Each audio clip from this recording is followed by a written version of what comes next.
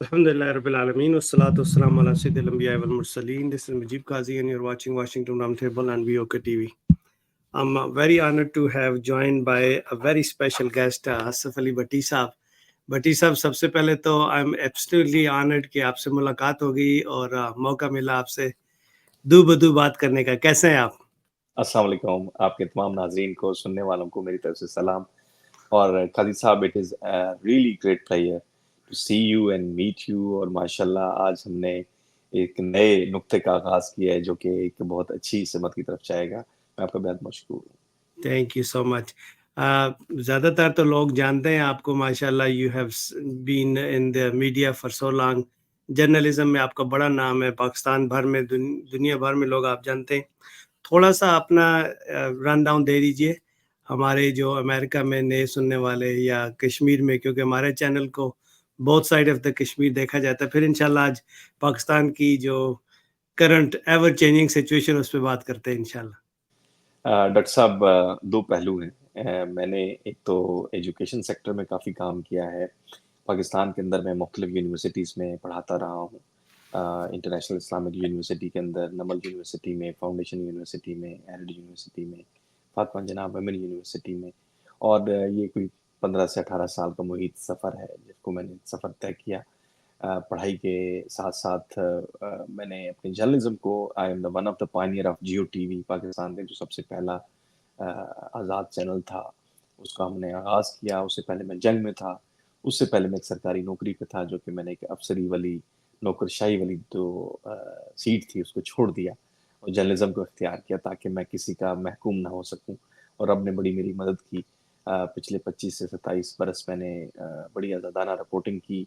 पाकिस्तान के पार्लिमान को, पाकिस्तान की प्राइम मिनिस्टर ऑफिस को, प्रेसिडेंट ऑफिस को और दीगर अहम तरीन जो ऑफिसेस हैं उनको मैं कवर करता रहा हूँ. और अभी आला तालीम के लिए मैं यहाँ पे आ गया अमेरिका में. और इसके अमेरिका के काफ़ी इलेक्शंस मैंने कवर किए. और मुझे ये तजर्बा हासिल है कि अमेरिका की जो सियासत है वो डेमोक्रेसी की तरफ कैसे बढ़ी है और कैसे उसने स्ट्रेंथन किया है. और जो बुनियादी फ़लसफ़ा है हमारे यहाँ अवामी खिदमत का, उसको कैसे एनरिच किया जाता है. और आप भी उसका, मुझे आपने बताया कि आप खुद भी उसका हिस्सा रहे हैं और अभी भी आप एक जानदार किस्म की ऑर्गेनाइजेशन का हिस्सा हैं जो कि पाकिस्तान के अवाम जो कि अमेरिका में आके बसे हैं उनकी खिदमत कर रही हैं. तो मेरा मुख्तसर सा तारुफ है बेसिकली. लेकिन मीडिया से चूँकि मेरा लगाव, मैं रेडियो करता रहा हूँ पाकिस्तान के अंदर. 11 से 15 साल मैंने रेडियो किया. 25-30 साल टेलीविज़न की सहाफ़त का तजर्बा है. और यहाँ पे भी खुशकिस्मती से लोग सुनते हैं अगर उन्हें अच्छा लगता है. और पाकिस्तान की सियासत के हवाले से चूँकि अमली तौर पे मैं एक्टिव रहा हूँ उसको कवर करने में, तो वो एक तजर्बा है. फिर पाकिस्तान की सियासत में जो तब्दीलियाँ आई हैं, एक तीसरी पार्टी का इंक्लूड हुआ है, वो एक बहुत बड़ी चेंज थी पाकिस्तान के अंदर जिसको आप भी बड़े केटर फॉर करते हैं. तो आज आपके प्रोग्राम में मुझे बड़ी दिलचस्पी हुई कि आप तमाम तबकात को, आपके ख़ास कर कश्मीर मेरे दिल के बहुत करीब है. मैं उस वक़्त बोला था कश्मीर के लिए जब पाकिस्तान के अंदर हमेशा ये कहा जाता था कि दो तरफ़ा ताल्लुकात की बेहतरी के लिए कश्मीर का हल करना ज़रूरी है. तो जब मैं 2004 में इंडिया गया और मैं वाजपेयी जी जो कि प्राइम मिनिस्टर थे, इंडियन इलेक्शंस कवर करने के दौरान मैं लखनऊ गया और मैंने उनका जब इंटरव्यू किया, उनके साथ गुफ्तगू की, तो मैंने कश्मीर की बात की उनसे. और उन्होंने वहाँ पे धोबी घाट में जलसा करते हुए कश्मीर के मुद्दे पे कहा कि वो इस मसले का हल चाहते हैं वरना दोनों मुल्कों के दरमियान अमन कायम नहीं हो सकता. तो दोनों तरफ के कश्मीरी जो हैं मेरे दिल के बहुत करीब हैं और मेरी उनसे मोहब्बत बड़ी जावेदान किस्म की है. बहुत शुक्रिया माशाल्लाह. मेरा दिल नहीं कर रहा था कि मैं आपको काटूं, आप माशाल्लाह इतनी अच्छी बातें कर रहे थे. कश्मीर पे हम कोशिश करेंगे कि आपके इतना वसी तजर्बा और नॉलेज और आपका एक्सपीरियंस है, हम तो आपसे सीखेंगे इंशाल्लाह. और इस पे एक सेपरेट सेगमेंट रखा करेंगे हम लोग ताकि हमारी जो ऑडियंस है उनको रियलिटी का पता चल जाए. क्योंकि बहुत सारी चीज़ें, इवन कि जर्नलिज्म जो पाकिस्तान या इंडिया वाली साइड पे होता है वो भी काफ़ी हद तक अ, उतना ट्रांसपेरेंट नहीं होता, क्योंकि लोगों की अपनी ऑब्लिगेशंस होती हैं, अपनी लिमिटेशंस होती हैं, उसके अंदर लाके उनको बात करना पड़ती है. लेकिन आप यहाँ पे रहते हुए अल्हम्दुलिल्लाह you can give a fair analysis to the इंशाल्लाह. ऑडियंस. तो आज थोड़ी सी बात कर लें कि इस वक्त जो اسلام آباد میں ایک مچھلی بازار بنا ہوا ہے. سمجھ نہیں آتی کہ بندہ کہاں سے بات شروع کرے. سب سے پہلے بات کر لیتے ہیں جو اس وقت سپریم کورٹ میں ایک گھناؤنا کھیل کھیلا جا رہا ہے، جس میں ایک شخص کے لیے پرسن اسپیسیفک لیجسلیشن لائی گئی ہے، اور اتنی ایمرجنسی میں ایک آرڈیننس ایشو کیا گیا ہے، presidential ordinance.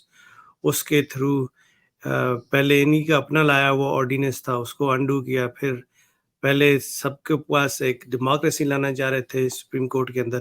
All of a sudden they want to take it back to one man show. آپ اس ساری سچویشن کو کس طرح دیکھتے ہیں بھٹی صاحب؟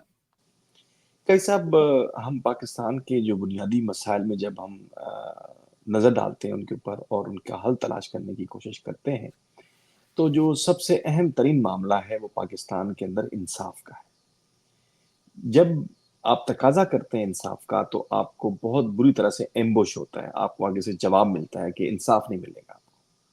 اس کی آپ کئی مثالیں دے سکتے ہیں. اس میں آپ بے شک بھٹو کا کیس شامل کر لیں، اس کے بعد پاکستان کے اندر عدالتوں پہ حملے دیکھ لیں. پاکستان کے اندر جو سیاستدان ہیں جب ان کو رگیدا جاتا ہے، ایک پرائم منسٹر کو پھانسی دی گئی، 2 پرائم منسٹر کو ہٹایا گیا. یعنی اختیارات کا جو استعمال ہے، میں اس کو جائز ناجائز پہ جائے بغیر، کیا اس بات کا اندازہ جب عوام کسی کو منتخب کریں اور وہ پارلیمان جو کہ پاکستان کا سپریم ادارہ ہے جہاں پہ کانسٹیٹیوشن بنتا ہے اور بنا ہے، اس کو آپ ایک لفظ کے ساتھ کہیں کہ تم فارغ ہو. یعنی کہ آپ پاکستان میں انصاف کے دائرہ کار کو کس طرح سے مانیٹر کر سکتے ہیں؟ ابھی جو آپ نے فرمایا، یہ جو مچھلی بازار بنا رہا، پورا سیٹرڈے کا دن اور سنڈے کا دن اور راتیں جس طرح سے مذاق کیا گیا، اور ایک نواب زادہ جو کہ جس کے ساتھ ڈیل ہوئی تھی 2021 میں اس وقت کے جرنیل کے ساتھ، اور لندن سے جو کہ یہاں سے 50 روپے کی کیا کہتے ہیں اسے، گارنٹی کے اوپر اپنے بھائی کی گارنٹی پہ بھاگ کے گیا، وہ ڈیل کر کے آیا کہ میں 4تھی دفعہ پرائم منسٹر بننے جا رہا ہوں.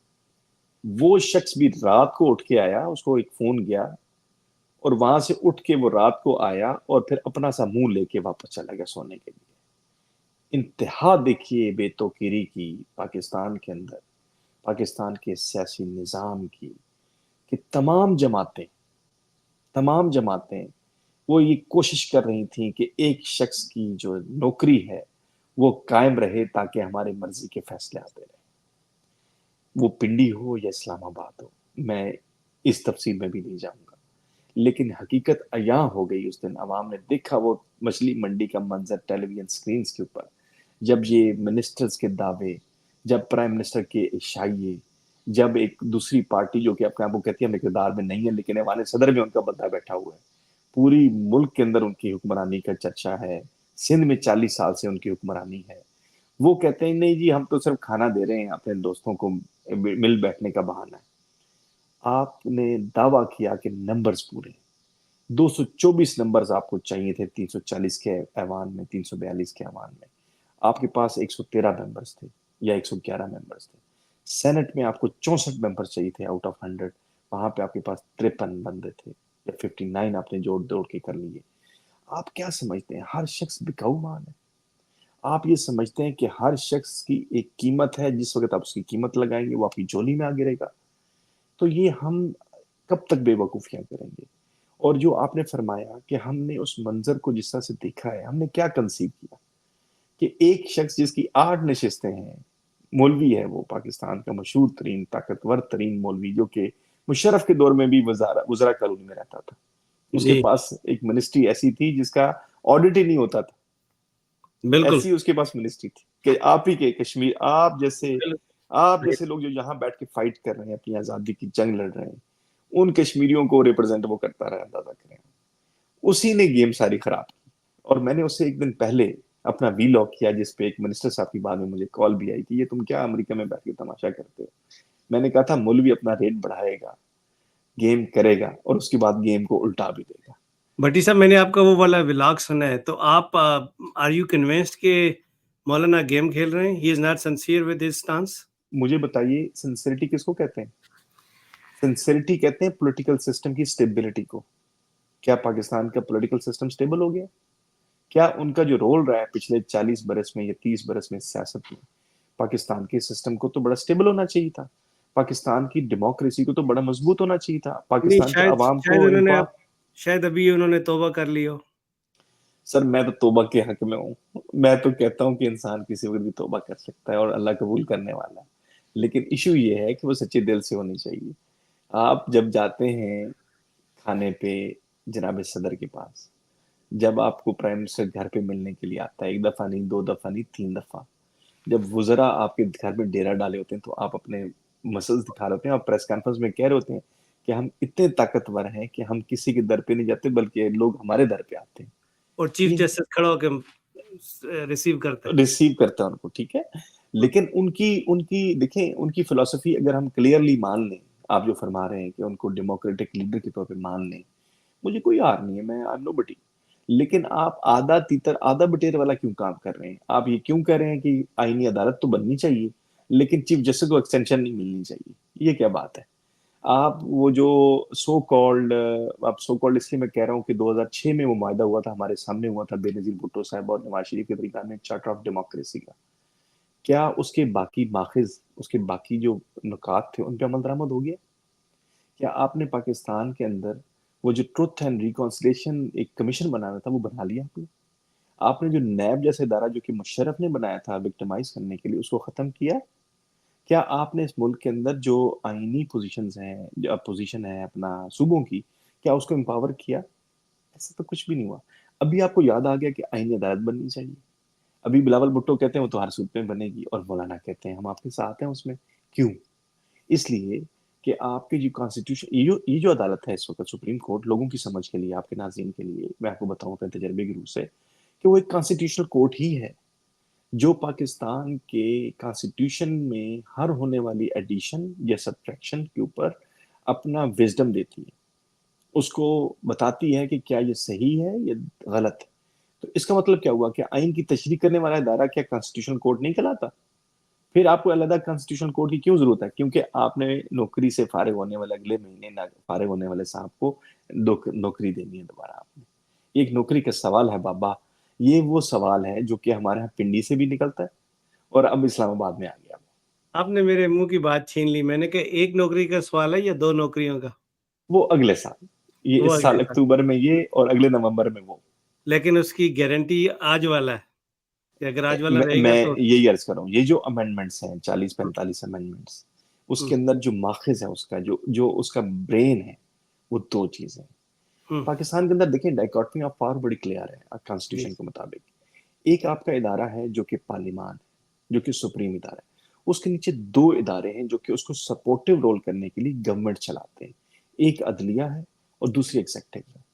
لیکن یہاں پہ ایگزیکٹو اور عدلیہ دونوں مل کے بلیک میل کر رہے ہیں پارلیمان کو, اور وہ پارلیمان کو یہ سمجھتے ہیں کہ وہ دم چھلا ہے, اس کو جدھر گھمائیں گے, ایک موم کی گڑیا ہے جس سے چاہے گھمائیں گے, وہ اپنی مرضی کے فیصلے کروا لیں گے ان سے. آج کا یہ جو امینڈمنٹ ہے, یہ بیسیکلی فلسفی وہی ہے جو آپ فرما رہے ہیں نومبر کی, نیکسٹ ایئر کی, تاکہ کوئی بھی ایسی بار نہ رہے. کیونکہ سپریم کورٹ نے ان کو اتنا رگیدہ تھا, وہ جو ایک صاحب یہاں پہ ہوا کرتے تھے چیف جسٹس, انہوں نے کوئی 40 دفعہ تو بلایا بیک اینڈ فورتھ کہ یار یہ کامہ ٹھیک نہیں ڈالا ہوا, یہ فل سٹاپ نہیں ٹھیک ڈالا ہوا. عمران کے دور میں ہوا تھا سارا کچھ. میں عمران کا حامی نہیں ہوں, نہ ہم چاہتے ہیں کہ کوئی یہاں پہ پی ٹی آئی کی ہم کوئی وکالت کریں, لیکن گراؤنڈ ریئلٹیز پہ جانا چاہیے کہ کیا اس دور میں حکومت کون کر رہا تھا. پنڈی کیا امپاورڈ نہیں تھا؟ عمران خود سے ڈیسیژن لے رہا تھا. کیا وہ رجیہ جب گیا ہے تو کیا اس کو وہ خود ہی جہاز اس نے کیا اور F1 میں جا کے وہ رجیہ پہنچ گیا؟ ایسا نہیں ہوا. ہمارے سامنے وہ میٹنگز ہوئی, ہمارے سامنے وہ ڈسکشنز ہوئی, ڈی جی آئی بھی موجود تھے, ڈی جی ایم آئی بھی موجود تھے, وہاں پہ کاؤنٹر ٹیررزم کے چیف بھی موجود تھے, پاکستان کی ڈیفنس سیکرٹری بھی موجود تھے, منسٹر بھی موجود تھے, آپ کے ملک کے سب سے طاقتور ادارے کے سربراہ آرمی چیف بھی موجود تھے. تو پھر آپ جب یہ فیصلہ کرتے ہیں اور اس کے بعد آپ یہی پاداش میں آپ اس شخص کو نکالنے پہ آمادہ ہو جاتے ہیں, تو یہ ڈیموکریسی نہیں ہے, پھر یہ آٹوکریسی ہے. آپ نے یہ ایک نئی ٹرم ایجاد کر دی ہے کہ آپ مارشل لا نہیں لگاتے, آپ ایمرجنسی پلس نہیں لگاتے مشرف کی طرح, لیکن آپ کام وہی کرتے ہیں سارے جو عوام کی منشا کے مطابق نہیں ہوتا. آج کا ہمارا سیگمنٹ تھوڑا سا لمبا ہوگا, لیکن ہم کوشش کریں گے کہ 10 منٹ کے اندر ختم کر دیا کریں نیکسٹ ٹائم. میں یہ پوچھنا چاہوں گا کہ اس وقت پی ٹی آئی کا ذکر آیا ڈسکشنز میں، ایک تو سمجھ میں آتی ہے بات کہ یہ ساری جتنی بھی کنسٹیٹیوشنل امینڈمنٹ چینجز جو بھی لائی جا رہی ہیں، کیونکہ کرنٹ سسٹم کے اندر عمران خان کے خلاف ہر چیز تقریباً ختم ہو چکی ہے، کیونکہ وہ سارے فیولس جھوٹے پولیٹیکلی موٹیویٹڈ اس کے کیسز تھے، وہ تو سارے اس نے بیٹھ کے عمران خان نے سارے کے سارے تقریباً ان کو شٹ اپ کال دے کے کلین اپ کر دیے۔ اب یہ جو نیا ڈرامہ کر رہے ہیں کانسٹیٹیوشنل، یا تو یہ آبویس لگ رہا ہے، پبلک یہ سمجھے کہ یہ عمران خان کو شاید ملٹری کورٹ میں لے جانے کے لیے اپنی فاؤنڈیشن بنا رہے ہیں۔ دوسرا میرا، کیونکہ میں I want you to speak the most, دوسرا یہ کوشچن ہوگا کہ عمران خان لیگلی تو یہ لوگ باہر نہیں آنے دیں گے، کیونکہ 2 بندوں کی نوکریوں کا سوال ہے، وہ اس کو باہر نہیں آنے دیں گے۔ کیا پاکستان میں بنگلہ دیش والی سچویشن نہیں ہو جانی چاہیے کہ بس انف از انف، ہم نے بہت ان پہ ٹرسٹ کر کے دیکھ لیا، اب عوام کو اس سارا چارج اپنے ہاتھ میں لے لینا چاہیے، کیونکہ پاکستان سب کا ہے، صرف کسی ایک شخص، ایک پارٹی، ایک بندے کا تو نہیں ہے نا جی۔ 1-2 جرنیل آتے ہیں، وہ آ کے اپنی ایکسٹینشن کی خاطر پورے ملک کو تباہ و برباد کر کے چلے جاتے ہیں۔ اب چیف جسٹس بھی ساتھ مل گیا ہے، تو ایسی سچویشن میں do we not need a revolution in country? بھائی صاحب، ریولوشن وہاں پہ آتے ہیں جو میں اب تک پڑھ چکا ہوں کتابوں میں، آپ نے بھی پڑھا ہوگا، میرا چونکہ تعلق پڑھنے پڑھانے سے ہے، میں جرنلسٹ ہونے کے ساتھ ساتھ تھوڑا سا گراؤنڈ ریئلٹیز کو ضرور مانیٹر کرتا ہوں۔ انقلاب وہاں آتے ہیں جب چیزیں بالکل اپنے آخری دموں تک پہنچ جاتی ہیں، جب آپ کے پاس کوئی چارہ نہیں رہتا۔ ابھی آپ اس چارے، جو چارہ نہ رہنا ہے، ابھی آپ چارے پہ ہیں، چارہ اچھا ختم نہیں ہوا، کیونکہ اچھا ہمارا جو اس چارہ بننے کی مشین کے اندر جو استعمال ہوتا ہے، غذا استعمال ہوتی ہے، وہ موجود ہے، جس کا ابھی ہم نے مچھلی منڈی کا ذکر کیا۔ جب تک یہ عناصر موجود ہیں جن کا کوئی نہ کوئی قیمت ہے انفارچونیٹلی، جن کی کوئی مفادات ہیں، تب تک اس ملک میں انقلاب کے حوالے سے بات کرنا شاید بہت بعد از قیاس ہوگا۔ لیکن عمران خان جس طرح کی، میں سمجھتا ہوں کہ وہ ہیومیلیشن برداشت کر کے، جس طرح کی اس کو پینالٹیز ڈال کے، جس طرح سے اس کو مختلف کیسز میں رگید کے اس کو سبق سکھانے کی کوشش ہو رہی ہے، یہاں پہ شاباش یہ بنتی ہے کہ اس شخص نے جھکنے سے انکار کیا ہے۔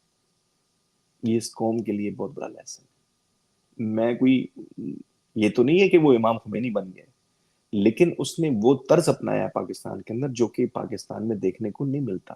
یہاں تو لوگ 4 مہینے نہیں گزارتے اور سعودیہ چلے جاتے ہیں 10 سال کا معاہدہ کر کے، اور جھوٹ بولتے ہیں، قرآن کی قسم اٹھاتے ہیں کہ ہمارا کوئی معاہدہ نہیں۔ وہ آپ کا بھائی آصف علی بھٹی نے وہ لہرایا تھا، وہ پیج جو ہے جس پہ دونوں خاندانوں کے پورے دستخط ہوئے تھے، اس کو بھی نہیں مان رہے تھے۔ وہ سپریم کورٹ میں جب پیش ہوا تب جا کے مانا اس بات۔ اور پلیٹلیٹس یہاں بھی گر جاتے ہیں، اور پلیٹلیٹس روزانہ کی بنیاد پہ گرتے ہیں، اور اس پہ پریس کانفرنسز ہوتی تھی ان کی بیٹی سمیت پورے خاندان کی اور ان کی پارٹی کی، اور اس کے بعد جب تک وہ روانہ ہوتے ہیں اس کے بعد پلیٹلیٹس والا معاملہ ختم ہو جاتا ہے۔ وہاں پہ سرخ مفلر پہن کے، منہ میں الائچی ڈال کے، سرخ پینٹ پہن کے وہ لوئی وٹون پہ شاپنگ کر رہے ہوتے ہیں۔ تو یہ اس ملک کا بدقسمتی کا ایک دور ہے جو کہ انقلاب کی طرف نہیں جا رہا۔ یہ ضرور ہے کہ ابھی اگر آپ ملٹری کورٹس کی آپ نے بات کی، میں تھوڑی سی بات ایڈ کر دوں جی جی کہ یہ ساری تیاری اسی بات کی ہے، جن کی نوکری خطرے میں ہے وہ یہ سمجھتے ہیں کہ ہم اسے ملٹری ٹرائل میں لے جائیں گے، کیونکہ جس بندے کا ابھی ملٹری ٹرائل ہو رہا ہے وہ گواہ ہے، وہ سلطانی گواہ بنے گا، اس کو ہم سزا تو دیں گے، لیکن آنے والا چیف اس کی سزا اسی طرح معاف کرے گا جیسے ابھی موجودہ چیف صاحب نے ایک سابق جرنیل کی، جس کو بہت کڑی سزا ہوئی تھی، سزائے موت کی، اور سزائے قید کی، ان کی سزائیں معاف کی ہیں۔ اسی طرح سے ان کے اندر ایک نظام موجود ہے کہ کورٹ مارشل ہو بھی جائے تو کیا فرق پڑتا ہے، لیکن جس کو پھنسانا ہے اس کو پھنسانا ہے۔ گو کہ حسانہ سویلین کو ہے، ان کو مقصد یہ ہے، ان کا مقصد یہ ہے کہ اس سارے کیس کے اندر الجھاؤ ڈال کے عمران خان کو کسی طرح سے انڈائٹ کروایا جائے۔ لیکن کیا یہ ممکن ہے کہ پاکستان کی عوام خاموش رہے گی؟ کیونکہ دیکھیں، آپ نے انقلاب کی بات کی نا، تو اس کی شروعات میں ضرور یہاں پہ کہوں گا، اس کی شروعات ضرور ہو چکی ہے۔ پاکستان میں 65% یوتھ ہے، سر، مارک مائی ورڈز قاضی صاحب، on the basis of my experience and my knowledge and my understanding, جی پاکستان کی یوتھ کی تعداد 65% ہے۔ آپ لوگوں کے شعور کو نہیں روک سکتے۔ آپ نے کیوں ٹویٹر بند کیا؟ آپ نے کیوں سوشل میڈیا پہ پابندیاں لگانا شروع کی؟ آپ نے کیوں لوگوں کے یوٹیوبس کو جو ہے وہ ان کے اوپر ان کو ڈیجیٹل دہشت گرد قرار دے دیا؟ کیونکہ آپ کو پتہ چل رہا ہے کہ آپ کی بات کہیں سٹینڈ نہیں کر رہی. آپ نے جو حرکت کی ہے وہ لوگوں کے سامنے آ گئی ہے. ابھی لوگوں کے اندر شعور کا اگلا لیول آ گیا. آپ نے اسلام آباد میں دیکھا 40 فرلانگ دور اسلام آباد سے آپ نے ان کو جگہ دی لیکن لوگ آ گئے وہاں پہ. میں جی آج دعوے سے کہہ رہا تھا کسی چینل کے اوپر ٹی وی کے اوپر کہ آپ پیپلز پارٹی کو کہیں کہ 10,000 بندے جمع کر کے دکھا دیں. چلیں آپ پی ایم ایل این کو کہہ دیں 5,000 بندے جمع کر کے دکھا دیں. ان کی تو ملکہ عالیہ آج کل پنجاب کی وارث ہے. ان کو کہیں کہ وہی مینار پاکستان میں اپنے بندے 5,000 اکٹھے کر کے دکھا دیں. یہ ایسے نہیں ہے سر. آغاز ضرور ہو چکا ہے, نقطہ آغاز ہو چکا ہے, لیکن اس کے اندر ٹائم اس لیے لگ رہا ہے کہ جب تک میں نے کہا نا یہ چارہ گر موجود ہے تو یہ سلسلہ وہ مشین چلانے والے جو ہیں جو کہ پنڈی کے طاقتور لوگ ہیں وہ مشین چلاتے رہیں گے اور چارہ ڈلتا رہے گا. لیکن ایک وقت آنا ہے, ابھی ہم اس کا انتظار کر رہے ہیں کہ عمران خان نے جو لاہور کی کال دی ہے ابھی, اگر تو وہاں پہ آپ دیکھیں مویشی منڈی آپ نے جگہ دی, اپنے لیول کی جگہ دی. آپ کی مینٹیلٹی کا لیول دیکھیں, یہ آپ کی مینٹیلٹی کا لیول ہے. لوگوں کو کوئی اعتراض نہیں ہے, نہ ہمیں ویری ویل اعتراض ہے. Said, very well said. آپ کی مینٹیلٹی بتاتی ہے آپ کتنے عقل مند ہیں ماشاءاللہ کہ مینار پاکستان کی جگہ میلہ مویشیاں دے رہے ہیں. آپ لوگوں کو مویشی سمجھتے ہیں, آپ لوگوں کو جانور سمجھتے ہیں. لوگ آپ کو بتائیں گے, لوگ آپ سے بدلہ اس بات کا ضرور لیں گے, وقت آنے والا ہے. اب ان دیکھیں پولیٹیکل پارٹیز کی سے ختم ہو چکی ہے. مجھے بتائیں آج تک نواز شریف کیوں نہیں پریس کانفرنس کرتے, جرنلسٹوں کے سامنے کیوں نہیں بیٹھتے؟ یہ آصف علی زرداری ایوان صدر میں کیوں چھپ کے بیٹھے ہوئے, وہ جرنلسٹوں کے سامنے پریس کانفرنس کیوں نہیں کرتے؟ وہ پولیٹیکل پارٹیز کی ڈیمانسٹریشن ابھی تو اب کچھ عرصہ پہلے تو شہباز شریف پکے جلا کرتے تھے ادھر بیٹھ کے مینار پاکستان پہ, جب پیپلز پارٹی کی گورنمنٹ تھی, جب پی ایم ایل این کی گورنمنٹ تھی تو پیپلز پارٹی والے مظاہرے کرتے تھے, لانگ مارچ کرتے تھے. کر کے دکھائے نا ابھی. تو مولانا صاحب نے جو کردار ادا کیا میں یہ سمجھتا ہوں کہ چلیں, دیر آئے درست آئے, کہ ہو سکتا ہے انہیں کوئی عقل سلیم نے آ لیا ہے اور وہ سمجھتے ہیں کہ پبلک اس یہ وقت ان کے خلاف ہے, پبلک ان یہ کے خلاف ہے اور پی ٹی آئی کے حق میں ہے, اور یوتھ کو یہ پتہ چل گیا ہے کہ صحیح راستہ کیا ہے. لہٰذا وہ اس میں اب اس گورکھ دھندے سے باہر نکلنا چاہتے ہیں. اس لیے انہوں نے کہا کہ وہ جو عمران کے متعلق کیا کرتے تھے وہ سیاسی سٹیٹمنٹ ہے. وہ جو عمران نے بھی آگے سے جواب بند کہا کہ ہم نے بھی ڈیزل مذاق میں ہی کہا تھا آپ کو, ہم نے کون سا سچی گئی تھی بات آپ کو متعلق. تو مولانا اپنی سیاست بچا رہے ہیں, وہ اپنی آنے والے وقت کو, کیونکہ اپنے گھر سے آ رہے ہیں, آپ کو پتا ہے وہ اپنی دونوں نشستیں آ رہے ہیں گھر سے, جیسے میاں نواز شریف صاحب آ رہے ہیں, جی جی وہ تو زوب سے بےچارے 5,000 ووٹ لے کے کامیاب ہو کے ایوان میں بیٹھے ہوئے ہیں. تو ان کو اندازہ ہے اس بات کا کہ وہ ان کی بے توقیری ہو چکی ہے. اب وہ اس کو مزید آگے بے توقیری کو چلانا نہیں چاہتے اور سہارا استعمال کرنا چاہتے ہیں پی ٹی آئی کا, جو ان کو مل نہیں رہا. تو اس کے لیے آپ کے آخری کوشچن اور پھر انشاءاللہ کنکلوڈ کرتے ہیں. آپ کی نظر میں اگلے 1 منٹ میں یہ بتائیے کہ مولانا اپنے جو کرنٹ سٹانس انہوں نے لیا اس پہ وہ سسٹین کر پائیں گے یا وہ اپنی پرائس لے کے چلتا کریں گے؟ دیکھیں میں نے آپ سے کہا کہ وہ دو رخی چال چل رہے ہیں. اچھا, ایک تو وہ کہہ رہے ہیں کہ ٹھیک ہے سپریم کورٹ کے جسٹس کو یا کسی بھی افسر کو جو سرکاری افسر ہے اس کو ایکسٹینشن نہیں ملنی چاہیے, اس کے خلاف. لیکن ساتھ ہی وہ کہہ رہے ہیں کہ کانسٹیٹیوشنل کورٹ بننی چاہیے. کیوں بننی چاہیے؟ ہمیں کوئی جسٹیفیکیشن عوام کو, آپ جسٹیفیکیشن پارلیمان کو کوئی جسٹیفیکیشن دینا. آپ کون سا ایسا آئینی معاملہ ہے جو کہ اس کے لیے علیحدہ کورٹس کی ضرورت پڑ گئی ہے؟ پاکستان میں تو لاکھوں کیسز پینڈنگ پڑے ہوئے ہیں, آپ ان کے لیے تو علیحدہ ججز نہیں بناتے. نہ آپ ہائی کورٹس کو امپاور کرتے ہیں, نہ لوور کورٹس کو امپاور کرتے ہیں, نہ سول جوڈیشل سسٹم کو ٹھیک کرتے ہیں. تو آپ سسٹم کس کو ٹھیک کرنے جا رہے ہیں؟ آپ یہ کانسٹیٹیوشنل کورٹ بنانے سے آپ کے مسئلے حل ہو جائیں گے؟ نہیں. بیسیکلی وہ ان پہ بھی پریشر ہے, ہمیں پتہ ہے ان کے پاس ان کے خلاف بھی کیسز ہیں. نیب جب ایکٹیو ہونے لگتی ہے وہ دھمکی دیتے ہیں میں اپنے تمام شاگردوں سمیت پہنچ جاؤں گا, تو ان کا کیس بیٹھ جاتا ہے. لیکن وہ کہتے ہیں نیب تو میرے اوپر ہاتھ ہی نہیں ڈال سکتا. وہ اس لیے کہتے ہیں کہ ان کے پاس نوجوان وہ بچے ہیں, ان کے پاس ان کی وردی والے بچے ہیں, ان کے پاس ان کے مدرسے کے. لیکن پنڈی والوں پہ پریشر ان کا موجود ہے اور وہ ایک اپنا راستہ تلاش کرتے ہیں, سہارا لے رہے ہیں پی ٹی آئی کا. یہ پی ٹی آئی کا سہارا ایسا ہے جس پہ لوگ توکل کر رہے ہیں اس وقت. تمام جماعتیں اس وقت آئسولیشن میں ہیں. کسی جماعت کے پاس عوامی پاور نہیں رہی سوائے ایک جماعت کے. بٹی صاحب آپ کا بہت بہت شکریہ, آپ کو دوبارہ تکلیف دیں گے. کل انشاءاللہ اس وقت ہم اگر آپ کے پاس ٹائم ہوا تو ڈسکس کریں گے جلسے کی صورتحال، اس کی آؤٹ کم ہوپ فلی کہ اللہ تعالیٰ سب خیریت رکھے پاکستان میں، اور وہ ہو جو پاکستان کے لیے اچھا، عوام کے لیے اچھا ہے، سب کے لیے اچھا. آپ کا بہت بہت شکریہ. Thank you very much. میں آپ کا مشکور ہوں. تھینک یو سو السلام